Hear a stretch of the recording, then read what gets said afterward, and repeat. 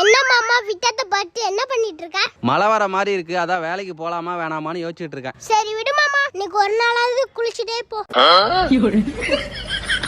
நேத்து தான் bike wash பண்ணேன், இன்னைக்கு மழை பெய்யுது. பரவாயில்ல மாமா, நீ குளிக்கலனாலும் பைக்கை குளிப்பட்டிடுறேன். பேசு பேசு, உனக்கு என்ன லீவ் விட்டாங்க ஜாலியா இருக்க? எங்க மாமா, அம்மா துணி துவைக்கிறேன்னு வீட்டு பெருக்க வரைக்கும் பாதி வேலையே எனக்கு தான் குடுக்குறாங்க.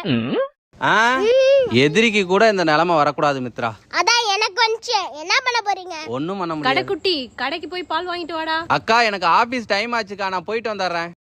மாமா, ஏன் உங்களை கடைக்குட்டி கடைக்குட்டி கூப்பிடுறாங்க தெரியுமா? ஏன்? ஏன்னா நீ கடைக்கு பொறுக்காவே பிறந்த குட்டி.